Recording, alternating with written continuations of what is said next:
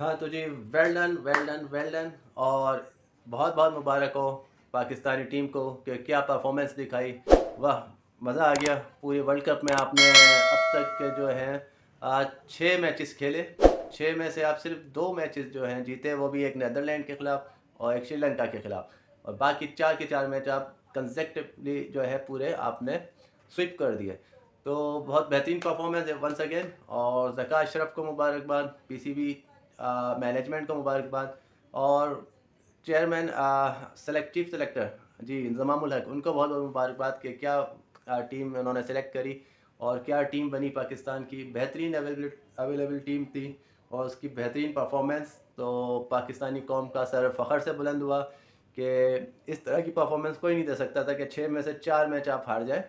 कोई करके दिखाए इस तरह, नहीं कोई नहीं कर सकता। हम सिर्फ ये चीज़ हमारी टीम कर सकती है और उसने करके दिखाया और हमारी उम्मीदों को नहीं तोड़ा उसने। हमारी जो हमारा ट्रस्ट था वो बिल्कुल कायम रखा।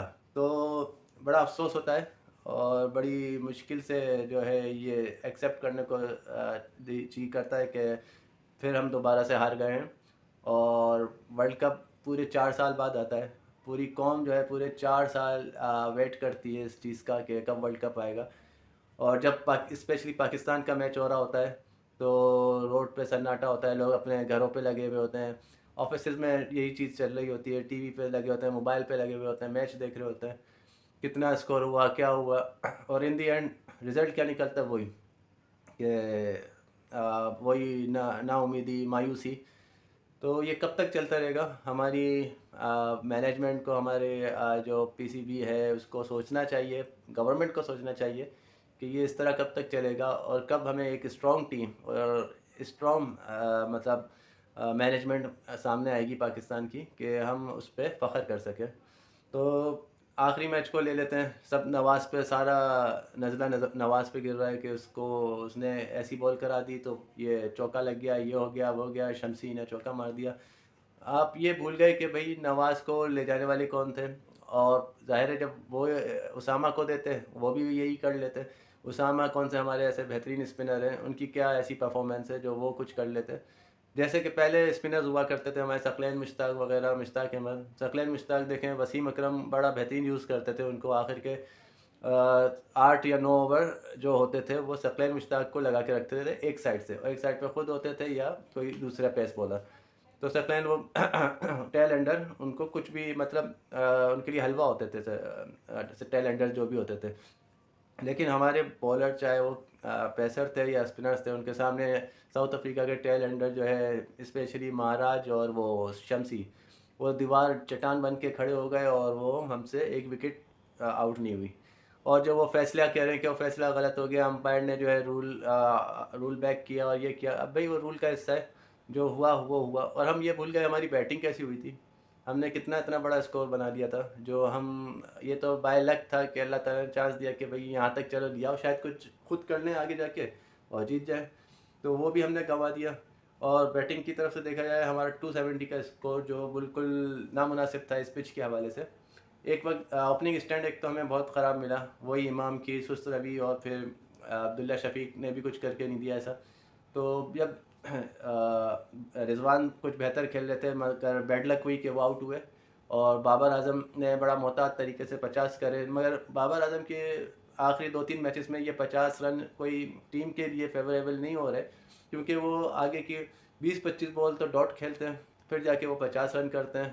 तो पाकिस्तान पहले ही जो है प्रेशर में आ जाती है और फिर आने वाले जो बैट्समैन होते हैं उन पर इतना प्रेशर हो जाता है कि हम एक बड़ा स्कोर देने में नाकाम रहते हैं।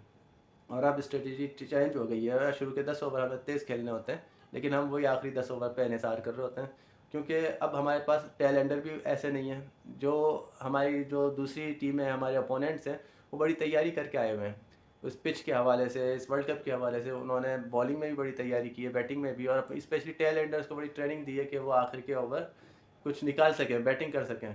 और हमारे टैलेंटर्स इस तरह के हैं कि 10 रन भी उनसे नहीं बनते। चाहे वो आप देख लें नवाज़ किस तरीके से कैच देखे हुए, उन्हें पता था वो आखिरी रिकग्नाइज बैट्समैन है, तो वो कुछ रोकते। ओवर कम से कम पूरे 50 ओवर तो खेलते, वो भी नहीं खेले। अगर हम पूरे 50 ओवर खेल जाते तो 300 रन क्रॉस कर जाते।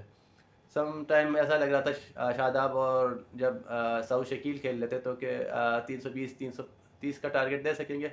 लेकिन वही हुआ, शादाब आउट हुए। फिर सऊद शकील को भी हमें जो है इफ्तिखार से पहले भेजना चाहिए था। इफ्तिखार जो है वो अच्छा फिनिशर है, वो ऐसा बैट्समैन नहीं है कि उसको हम नंबर 3 या 4 पे भेजें। सऊद शकील जो स्पिनर को खेलने में एक्सपर्ट हैं, माहिर हैं, समझे जाते हैं, तो उनको पहले भेजना चाहिए था ताकि वो बाबर आजम के साथ मिलकर एक बड़ी पार्टनरशिप लगाते। लेकिन हमने इफ्तिखार को भेजा। इफ्तिखार जो फिनिशर अच्छा है, आखिर में हम उसका फ़ायदा ले सकते थे, लेकिन वो हमारी यहाँ भी कैप्टनसी हमारी कुछ फ्लॉप नज़र आई। तो इसी तरह फिर हमारा बड़ा स्कोर नहीं हम दे सके। फिर बॉलिंग में आए, बॉलिंग में भी बीच में जो है बाबर आजम ने सही कैप्टनसी करी। उन्होंने जो है जब उसामा मीर ने, मार्करम एक अच्छा स्कोर कर रहा था, नर्वस 90s में आउट हुआ, तो उन्होंने अच्छी चेंज करी, उसामा को लेके आए, तो उसामा ने आउट किया मार्करम को, बड़ी विकेट थी। और फिर दूसरे ही एंड पे उन्होंने शाहीन आफरीदी को लिया, शाहीन आफरीदी भी विकेट लेने में कामयाब हुए। तो वहाँ एक अच्छी कैप्टनसी नजर आई। लेकिन इन दी एंड क्या हुआ, जैसे वसीम अकरम ने बोला है कि आखिर में जो बाबर ने डिसीजन लिया उसामा मीर के बजाय नवाज़ को ओवर देने में, वो बहुत गलत डिसीजन था। वो समझ नहीं आई वो क्यों ऐसा हुआ, जबकि उसामा मीर 2 विकेट भी ले चुके थे, उनका कॉन्फिडेंस लेवल भी थोड़ा बढ़ा हुआ था। लेकिन नवाज़ को देख के उन्होंने बहुत बड़ी गलती करी और उन्होंने वही लूज़ डिलीवरी करी और वो आखिर में चौका खा लिया। तो बहरहाल ये सारी चीज़ें थी जिस पे हम कंट्रोल कर सकते थे और हम दोबारा से वर्ल्ड कप में एक होप बन सकती थी कि वापस आ सकते थे। लेकिन अब जो है बिल्कुल भी होप्स अब है नहीं। बस ये है कि हम इज़्ज़त से जीत के वापस आ जाएं आखिरी 3 मैचेस। तो जहाँ तक कैप्टनसी का ताल्लुक़ है, अब कौम को मायूस नहीं होना चाहिए, खुश हो जाएं। अब जो है चीज़ बेहतरी की तरफ जाने के इम्कानात हैं, क्योंकि हम लोग हार के वापस आ रहे हैं। और अभी चेयरमैन पीसीबी जो है ज़का अशरफ, उन्होंने जो है सरफराज अहमद को और धानी को बुलाया अपने पास और एक मीटिंग हुई है इनके दरमियान। और इम्कानात ये हैं कि आइंदा जो टेस्ट क्रिकेट टीम के कैप्टनसी है वो बाबर आजम स्टेप डाउन होंगे और सरफराज को जो है वो दी जाएगी। तो अपकमिंग जो सीरीज़ है ऑस्ट्रेलिया के हवाले से 14 दिसंबर को पहला पर्थ में टेस्ट मैच खेला जाएगा, जिसकी कभी इम्कानात हैं कि सरफराज अहमद को कैप्टनसी दी जाएगी। और होना भी यही चाहिए। अगर रिजवान को कंपेयर किया जाए, हम रिजवान से कंपेयर क्यों करते हैं? रिजवान अपनी जगह बहुत अच्छा बैट्समैन है और उसने बहुत अच्छी इनिंग्स खेली हैं और कीपर भी बहुत अच्छा है। तो हम रिजवान को एज ए कीपर कंटिन्यू करवाएं और जो हमारा सरफराज है उसको हम एज ए स्पेशलिस्ट बैट्समैन लेके आएँ, तो वो ज़्यादा अच्छा पॉजिटिव साइन होगा पाकिस्तान के लिए।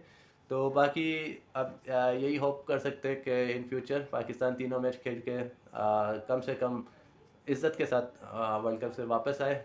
और होनी अनहोनी हम हमेशा इस पे लगे रहते हैं कि ये ऐसा हो जाए, वो उसको हरा दे, वो उसको हरा दे, और बारिश हो जाए, ये हो जाए, तो हम आगे आ जाएं। हमें अपनी परफॉर्मेंस पे जो है बिलीव करना चाहिए और एक अच्छी टीम अब जो है पीसीबी को और पाकिस्तान को ज़रूरत है कि अच्छे लड़के ये जो है वहाँ से एकेडमी से, चाहे वो पीएसएल के हवाले से है या कायद आज़म ट्रॉफ़ी है, एक अच्छे जो मैच्योर क्रीम है वो लेके आए ताकि पाकिस्तान को एक अच्छा टैलेंट मिल सके। जो अभी अवेलेबल टैलेंट है उससे ना कोई सेटिस्फाई है, मैं भी सेटिस्फाई नहीं हूँ। और चंद एक दो बॉलर और बैट्समैन के हवाले के बजाय और कोई ऐसा नहीं है।